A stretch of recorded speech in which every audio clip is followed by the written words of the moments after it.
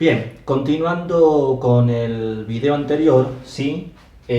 Acá vamos a ver algunos conceptos más para terminar de complementar lo que habíamos empezado, que es lo de la diferenciación, derivabilidad, analiticidad de funciones de variable compleja. Bien, ¿qué tenemos acá?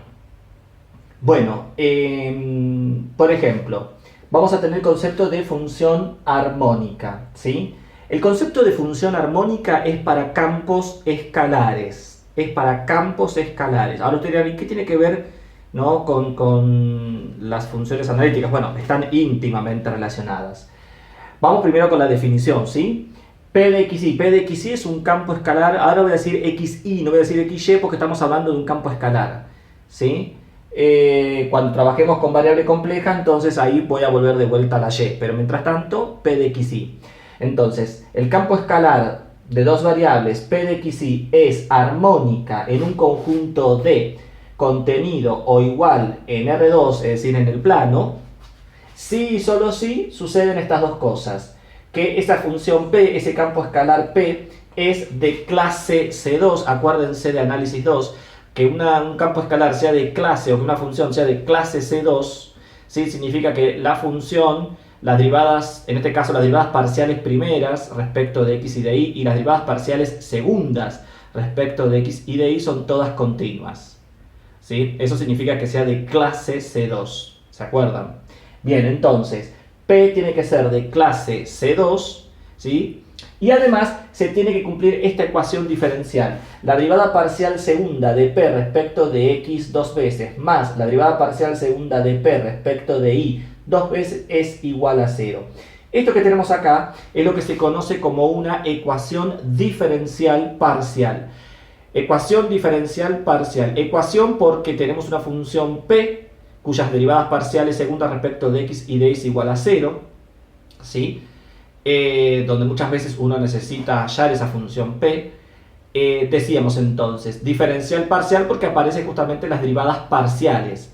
Y en este caso, derivadas parciales segundas. Por eso que se exige que sea de clase C2, ¿sí? Que las derivadas parciales segundas también sean continuas, ¿no? Con respecto a X y con respecto a Y de la función P.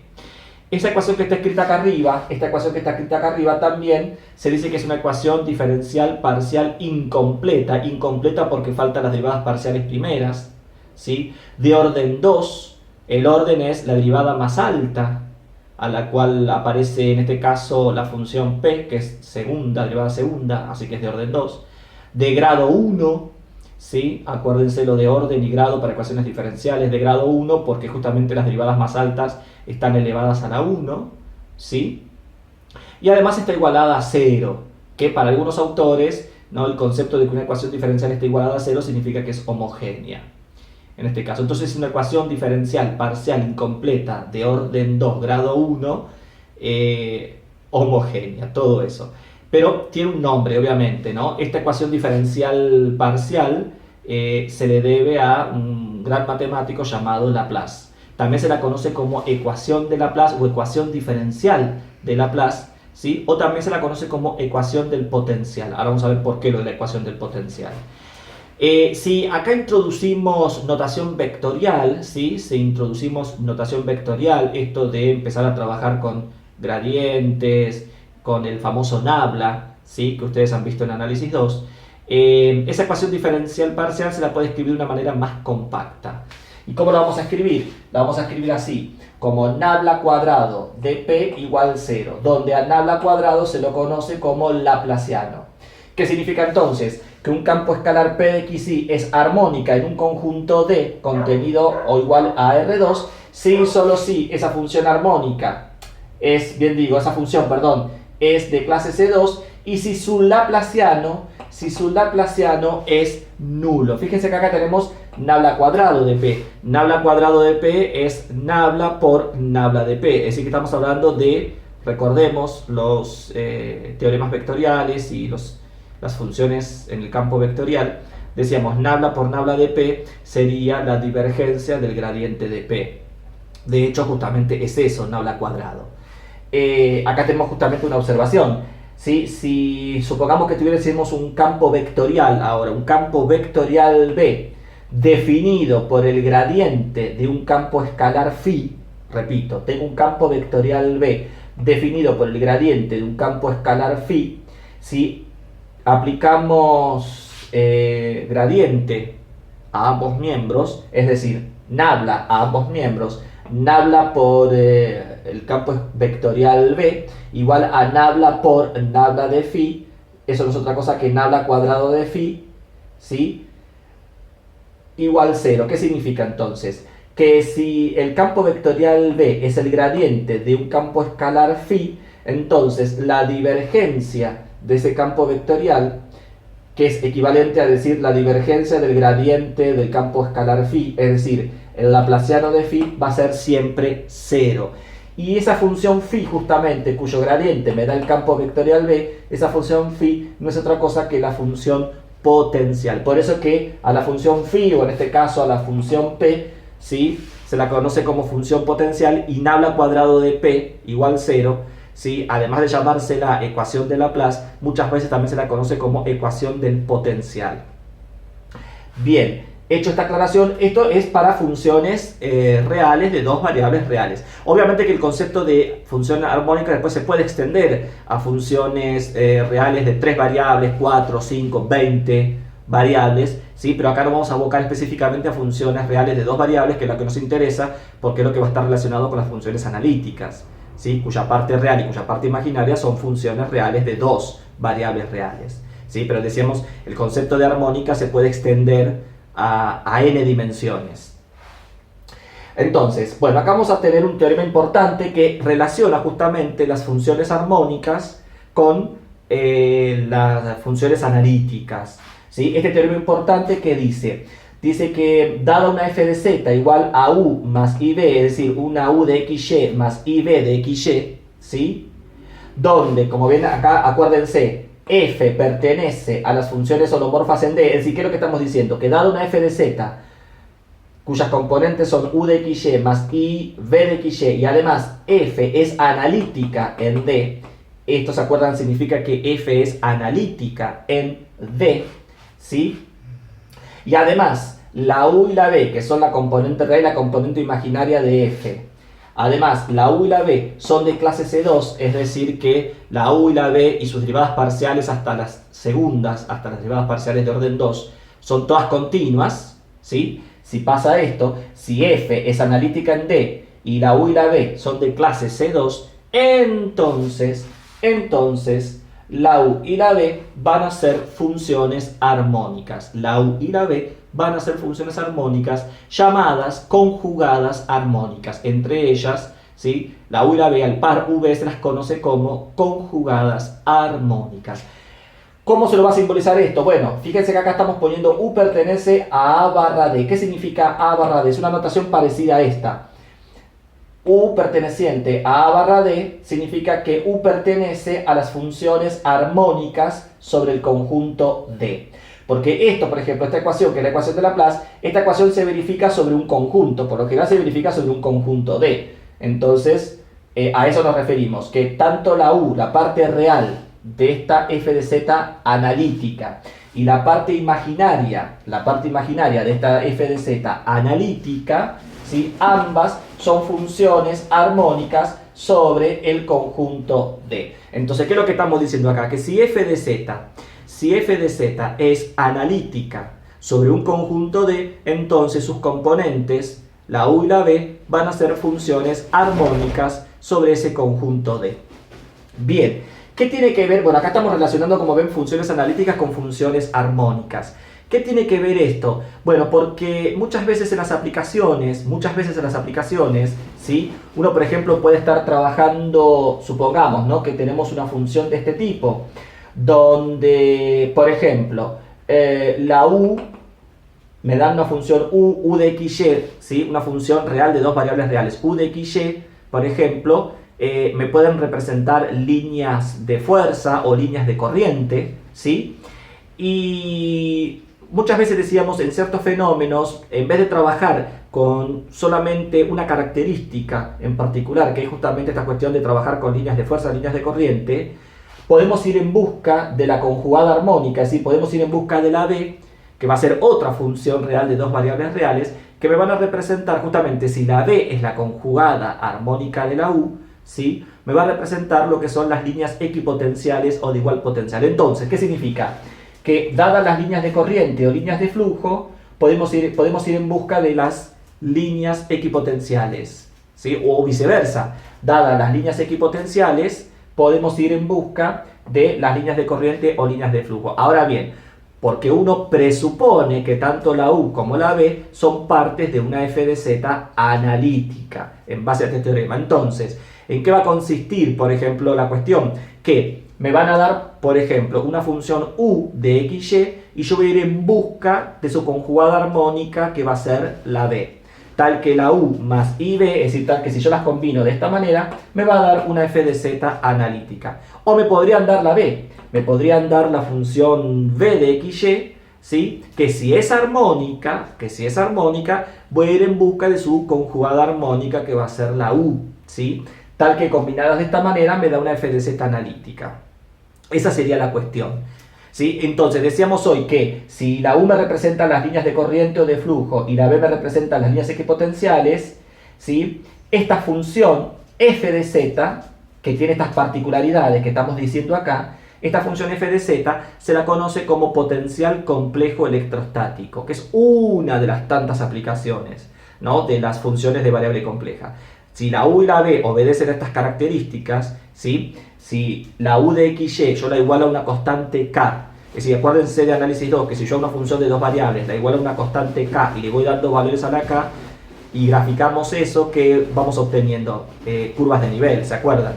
Bueno, entonces, si la función u de xy la iguala a una constante k y vamos graficando eso en un diagrama xy, obtenemos líneas de corriente o líneas de flujo, ¿sí? Si a la función conjugada armónica v de xy la iguala a una constante m y graficamos esas curvas de nivel, ¿sí?, vamos a obtener las líneas equipotenciales o de igual potencial, ¿sí?, que además tienen una particularidad, que si superponemos ambas gráficas en un mismo sistema, si nosotros en un mismo sistema cartesiano superponemos ambas gráficas, ¿sí?, lo que tienen en particular que esto me va a dar una familia de curvas, esto me va a dar otra familia de curvas. Si las dos familias las superponemos y esas curvas de nivel de cada una las superponemos en una misma gráfica, ¿sí?, en donde se cortan ellas, es decir, un miembro de una familia con un miembro de la otra familia, en donde se cortan, forman ángulos de 90 grados, es decir, que son ortogonales. Es decir, que tanto la U como la B son lo que se dice familias mutuamente ortogonales. Esa es una característica que tiene justamente el que la U y la B sean armónicas y que sean partes de una f de z analítica, ¿sí?, que la U y la B me van a representar justamente familias mutuamente ortogonales. Ahora bien, como yo les decía, dada la U vamos a ir en busca de la B, o dada la B vamos a ir en busca de la U, ¿sí? Es decir, dada la U va a existir una B tal que cuando yo la combine con la U me dé una f de z analítica, o al revés, ¿no? Dada la B va a existir una conjugada armónica U tal que cuando yo las combine de esta manera me dé una f de z analítica.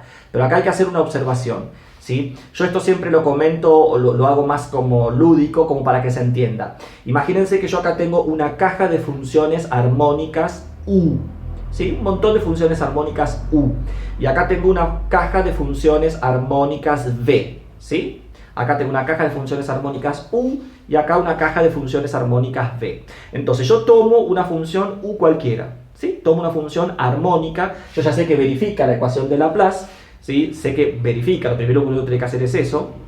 Tomo una función U de xy, verifica la ecuación de Laplace, la coloco acá, ¿sí? La coloco ahí. La pregunta sería, bueno, ahora, de la caja de funciones armónicas V, de todas las V que yo tengo acá, ¿cuál voy a elegir? ¿Cuál de todas estas voy a elegir tal que cuando yo la coloque acá me dé una f de z analítica? ¿Sí? Y no es cualquiera, justamente. ¿Qué estoy queriendo decir con esto? Que no cualquier función armónica U y cualquier función armónica V me va a dar necesariamente una f de z analítica. Puede ser que sí, puede ser que no. Acá no, acá lo que estoy diciendo es que dada una U, tengo que ir en busca de la B. Es decir, ¿cuál de todas estas B armónicas es la que encaja, por decirlo de alguna manera, es la que encaja acá para que me dé una f de z analítica? Bueno, para hacer eso, para encontrar esa B, dada la U, encontrar la B, o dada la B, encontrar la U, hay dos caminos. Un camino es usando las ecuaciones de Cauchy-Riemann, trabajar con las ecuaciones de Cauchy-Riemann, ¿sí? Y el otro camino es lo que yo le llamo por tanteo, es decir, ir tanteando, ir proponiendo funciones f de z, cuya parte real y cuya parte imaginaria cada vez se parezcan más a la U. Por ejemplo, si me dieron la U, se parezca cada vez más a la U, y por ende, todo lo que queda multiplicando por la unidad imaginaria va a ser justamente la B, que es la que estoy buscando, que es la conjugada armónica. O viceversa, ¿no? Que se parezca más a la B, cada vez se parezca más a la B, y cuando la encontré y es igual a lo que a mí me dieron, entonces la otra función que no se está multiplicando por la unidad imaginaria, esa va a ser la parte real. Eso sería un método por tanteo, vamos tanteando, vamos buscando funciones, ¿sí? Que se parezcan cada vez más a lo que a mí me dieron. El otro proceso, si se quiere, es más analítico porque trabajamos con las ecuaciones de Cauchy-Riemann directamente y eso me va a dar la conjugada armónica. Tanto un proceso como el otro, ustedes ya lo tienen en los apuntes, lo tienen en los ejercicios resueltos, ¿sí? Tienen uno de cada uno o más de uno, ¿sí? Ya sea usando las ecuaciones de Cauchy-Riemann y usando el método del tanteo. Cualquiera de los dos sirve.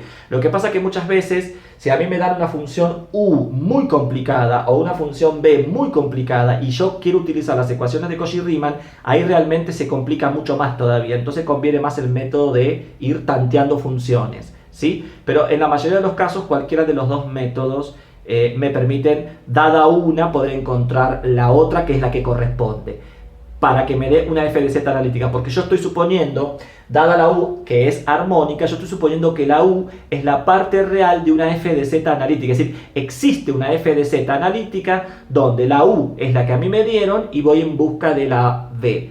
Esto es lo que me permite hacer este teorema, y repito, eso ustedes ya lo tienen en ejercicios resueltos, ahí lo van a encontrar uno de cada caso. Pero bueno, esa sería la idea en estos casos. Ahora bien,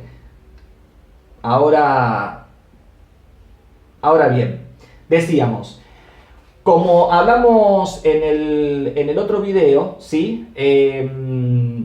Y acá, bueno, lo estamos terminando de complementar. Otro teorema interesante que está relacionado, ¿sí? Con el concepto de analiticidad y con el concepto, ¿sí? También de funciones armónicas, es este otro teorema que establece que si f de z es de la forma u más ib, es decir, u de xy más ib de xy, y además, fíjense, f es analítica sobre d, holomorfa, f es analítica sobre d, ¿sí? Entonces, acá hay una característica muy importante que solamente se da en el campo complejo. Se da solamente en el campo complejo. Lo que estamos diciendo con este teorema es que si f es u más ib y f es analítica sobre un conjunto D, entonces tanto la parte real u como la parte imaginaria b, fíjense, son de clase C infinito. ¿Qué significa? Que tanto ellas como todas sus derivadas de todos los órdenes, de cualquier orden, van a ser todas funciones continuas, ¿sí? Tanto la u como la b van a ser todas funciones continuas y todas sus derivadas de cualquier orden, por eso que son de clase C infinito. Esta es una característica que solamente se da en el campo complejo, sabiendo que la f que a mí me dieron es analítica, ¿no? Esta es una, decíamos entonces, es una característica importante a tener presente, ¿sí? Porque como decíamos, es una característica crucial que se da solamente en el campo complejo. En el campo real esto no se da. Yo puedo tener una función f de x o f de xy o f de xyz, ¿sí? Donde puede ser derivable, ¿sí? Pero eso no implica, o puede ser continua, pero eso no implica que la derivada primera, la derivada segunda y la derivada tercera van a ser todas continuas en el mismo conjunto donde la primera es continua. ¿Se entiende lo que estoy diciendo? ¿Sí? Acá lo que estamos diciendo es eso, que tanto la U como la B van a ser de clase C infinito, ¿en dónde? En el mismo conjunto D, donde la F es analítica, ¿sí? Esta es una, como digo, una característica importante, ¿no? Esto me lo permite porque sé que la función f de z es analítica, por eso que decimos que el concepto de analiticidad es una de las columnas, ¿no?, de la teoría de variable compleja. Bueno, acá tenemos entonces una relación entre el concepto de funciones armónicas, que es para campos escalares reales, ¿sí?, con el concepto de analiticidad. Existe entonces una relación entre funciones analíticas y las funciones armónicas. ¿Qué tenemos ahora? Ahora simplemente es para mostrarles, porque como decíamos, podemos tener una función f de z que si la queremos trabajar en variable xy se complica mucho. Entonces muchas veces conviene trabajarla en coordenadas cartesianas, ¿sí?, en coordenadas ρ y θ. ¿Sí? Entonces, si ahora tenemos una función f de z, pero la z está dada en coordenadas polares, es decir, f de ρ por e a la y θ, z es de la forma ρ por e a la y θ. ¿Se acuerdan que ρ es el módulo de z y θ es el argumento de z? Miren que acá estamos trabajando con el argumento principal, porque se acuerdan que θ, ¿sí?, es un ángulo que varía de 0 a 360 grados, pero yo cada un giro le puedo sumar o le puedo restar un giro que vuelva a caer en el mismo lugar, ¿sí? Es de la forma, es lo que se dice congruente módulo 2pi, porque cada 2pi, ¿sí?, ya sea en el sentido antihorario o en el sentido horario, volvemos a caer en el mismo ángulo. Pero cuando trabajamos con un ángulo θ entre 0 y 360 grados, se dice que se está trabajando con el argumento principal. Así que acá θ me representa el argumento principal, ¿sí?, que lo simbolizábamos con mayúscula al argumento. Entonces, tenemos que si z está dada en forma polar, ρ por e a la y θ, es obvio que su parte real y su parte imaginaria también va a estar en forma polar, es decir, que va a ser una función u de ρ θ más i v de ρ θ. Es decir, tanto la parte real como la parte imaginaria también va a estar dada en forma polar. Bueno, entonces, si la función f de z viene dada en forma polar, las ecuaciones de Cauchy-Riemann van a estar planteadas de esta manera. La derivada parcial de u respecto de ρ va a ser igual a 1 sobre ρ por la derivada parcial de b respecto de θ, y la otra va a ser la derivada parcial de b respecto de ρ va a ser igual a menos 1 sobre ρ por la derivada parcial de u respecto de θ. Acá tenemos entonces las ecuaciones de Cauchy-Riemann, ¿sí?, las ecuaciones de Cauchy-Riemann en coordenadas polares.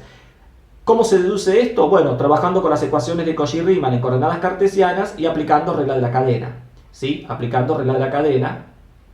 A partir de las ecuaciones de Cauchy-Riemann en forma cartesiana, se deducen las ecuaciones de Cauchy-Riemann en forma polar, que es otro de los ejercicios teóricos que uno puede tomar, ¿no? Deducir, a partir de las ecuaciones cartesianas de Cauchy-Riemann, deducir su forma polar. Esto también lo tienen en los apuntes, en los libros, ¿sí?, la deducción de las ecuaciones de Cauchy-Riemann en forma polar, bien, entonces, decíamos, si las ecuaciones de Cauchy-Riemann en forma polar son estas dos que tenemos acá, acá también vamos a tener, ¿se acuerdan, como habíamos visto en el video anterior, 4 formas diferentes de calcular la derivada? ¿Sí? Pero ahora vamos a tener también 4 formas diferentes de calcular la derivada, pero en forma polar. Cualquiera de ellas sirve para calcular la derivada de una función en forma polar, ¿sí? Entonces, una de las formas va a ser, para f' de z, va a ser 1 sobre z por la derivada parcial de b respecto de θ menos i por la derivada parcial de u respecto de θ. Una segunda forma va a ser e a la menos i θ por la derivada parcial de u respecto de ρ más i por la derivada parcial de b respecto de ρ. Una tercera manera va a ser 1 sobre z por la derivada parcial de b respecto de θ más i por ρ por la derivada parcial de b respecto de ρ. Y una cuarta forma va a ser 1 sobre z por ρ por la derivada parcial de u respecto de ρ menos i por la derivada parcial de u respecto de θ. Estas por ahí son un poquito más complicadas porque, bueno, justamente como estamos trabajando en coordenadas polares, la fórmula se va a hacer más larga. Pero bueno, acá también como vemos, ¿sí?, acá también, como vemos, tenemos 4 formas diferentes, ¿sí?, tenemos 4 formas diferentes de calcular la derivada en forma polar. Cualquiera de ellas sirve a la hora de calcular la derivada de una función cuando la función, en vez de venir con la variable z, ¿sí?, viene en función de sus coordenadas polares ρ y θ. O, como dijimos, por ejemplo, cuando yo tengo f de z igual la raíz cúbica de z, encontrar la u y la b en forma cartesiana se hace muy complicado o se hace imposible. En cambio, si la función raíz cúbica de z, la expresamos en forma polar, la u y la b en forma polar son mucho más sencillas y aplicando algunas de estas fórmulas podemos calcular la derivada, ¿sí?, en forma polar y luego retranscribir, luego de la forma polar, volver a la forma cartesiana y ahí vamos a tener lo que todos sabemos como es la derivada de la raíz cúbica de z. Ustedes saben que a la raíz cúbica de z la podemos expresar como z a la 1/3 y derivarlo, ¿no? Sería 1/3 por z a la 1/3 menos 1, ¿sí? A la menos 2/3. Decíamos entonces, si aplicamos esto en forma polar, luego al retranscribirlo a la forma cartesiana y después llevarlo a la variable z, se llega a esta fórmula que yo les decía recién. Entonces, esto es necesario cuando tenemos funciones que en forma cartesiana realmente las ecuaciones de Cauchy-Riemann se hacen muy complicadas. Y también es necesario tener la ecuación de Laplace para funciones armónicas también en forma polar, porque también, como decíamos, muchas veces trabajar con la forma polar es más fácil que trabajar con la forma cartesiana. Entonces, ¿qué tenemos acá? Que la función ahora es un campo escalar, pero que las variables dependen de ρ y de θ. Entonces tenemos que P de ρ θ es armónica en un conjunto D contenido o igual en R2, ¿sí? Sí, solo sí, igual que como en el caso anterior. P es de clase C2, es decir, tanto la función P como sus derivadas parciales primeras y sus derivadas parciales segundas respecto de ρ y de θ son todas ellas continuas, ¿sí? Y además se cumple la ecuación de Laplace. Pero fíjense que acá la ecuación de Laplace está dada en forma polar. ¿Cómo va a ser? Va a ser la derivada parcial segunda de P respecto de ρ dos veces más 1 sobre ρ por la derivada parcial segunda de P respecto de ρ más 1 sobre ρ cuadrado por la derivada parcial segunda de P respecto de θ dos veces, igual 0. Esta ecuación es la ecuación de Laplace en forma polar, que es equivalente a la ecuación que tenemos acá arriba, que es la ecuación de Laplace en forma cartesiana. Así que acá tenemos la ecuación de Laplace en forma cartesiana y la ecuación de Laplace en forma polar. Eso va a depender de cómo venga dada la función, si viene dada en función de x e y o en función de ρ y de θ, ¿sí? A veces se utiliza una, a veces se utiliza la otra. Algo que no dije, que lo digo ahora, por ejemplo, el concepto de funciones armónicas, más allá que esté relacionado con funciones analíticas y demás, ¿sí? ¿Para qué sirve? Bueno, la ecuación de Laplace, la ecuación que está escrita acá arriba, para el plano, ¿sí? Nabla cuadrado de pi igual 0 o laplaciano de p igual 0, ¿sí? Decíamos, la ecuación de Laplace es una ecuación muy importante de la física, ¿sí? ¿Por qué? Porque rige todos aquellos fenómenos llamados estacionarios. Los fenómenos estacionarios son aquellos fenómenos que dependen de la posición y que no dependen del tiempo, ¿sí? Por ejemplo, campo gravitacional en ausencia de masa, campo eléctrico en ausencia de carga, ¿sí? Puede ser un campo compuesto por un fluido ideal en ausencia de fuentes y sumideros, ¿sí? Si no hay fuentes, si no hay sumideros, fuente significa que aparezca fluido nuevo, ¿sí? Y sumidero que desaparezca, ¿sí?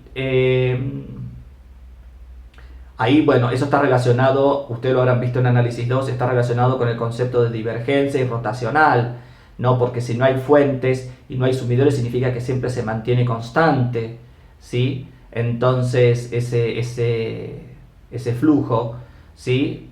O ese fluido en realidad, y entonces podemos decir que la divergencia, ¿sí?, es nula, porque no hay ni creación ni pérdida de materia, y además también es irrotacional, por lo tanto, porque se trata de un fluido ideal, por lo tanto el rotacional es nulo.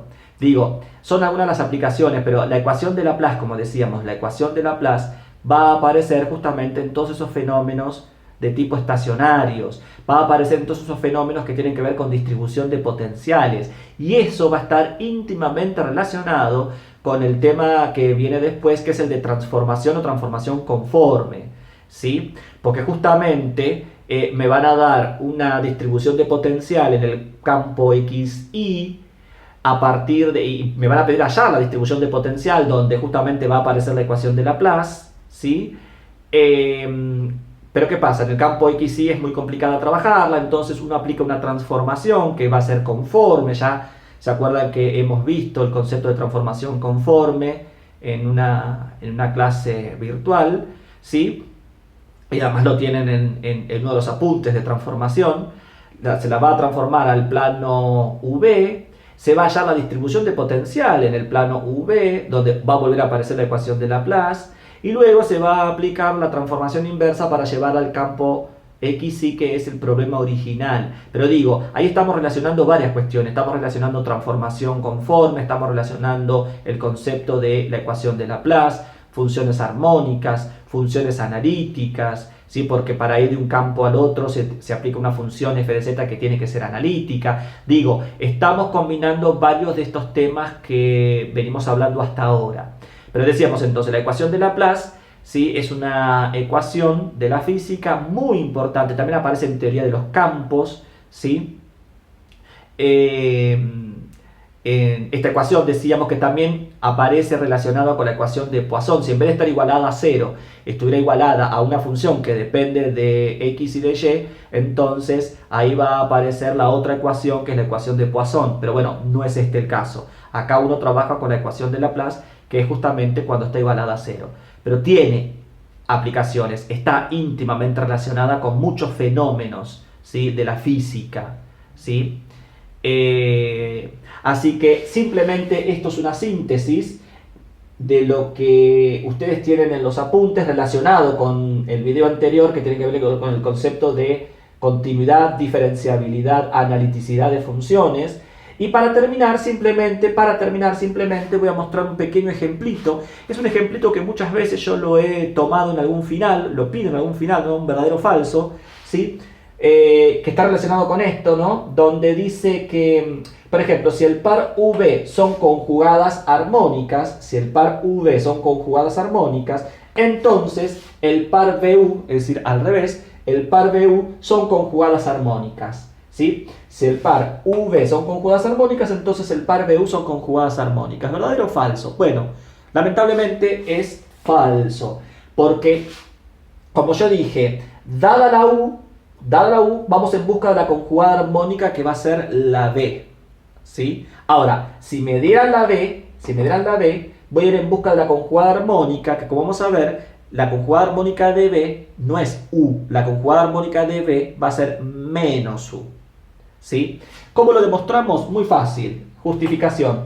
Partimos de lo que tenemos acá, que F es igual a U más IB, analítica. Yo sé que F de la forma U más IB es analítica. Bien, entonces, porque si es analítica es porque justamente la U y la B son conjugadas armónicas. Eso es por hipótesis, ¿no? Entonces, ¿qué es lo que hacemos? Multiplicamos a ambos miembros por menos I.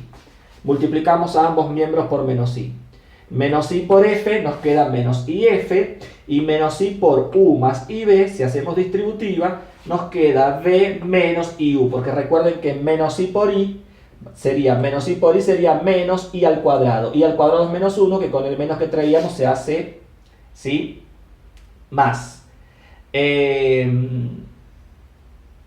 A ver acá, entonces, estoy multiplicando. Sí, bien digo.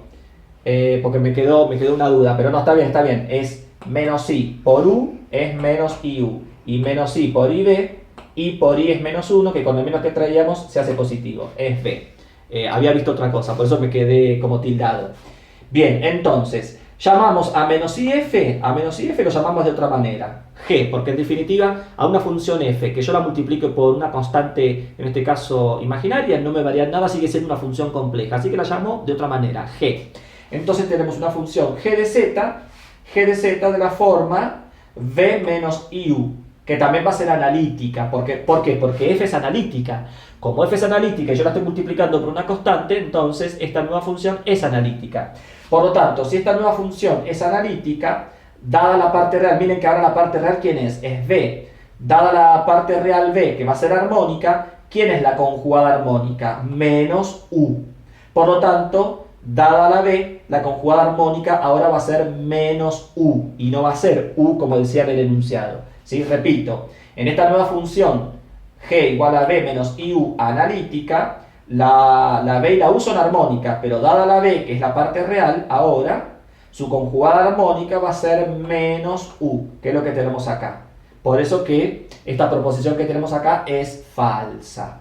Y como ven, la justificación es bastante sencilla, es bastante cortita, ¿sí? Pero bueno, teniendo en cuenta el concepto de función armónica y el concepto de analiticidad. Y esto que habíamos dicho hoy, que si f de z, ¿sí?, es analítica, entonces la U y la B son conjugadas armónicas, ¿sí?, en el mismo conjunto, en este caso en el conjunto D.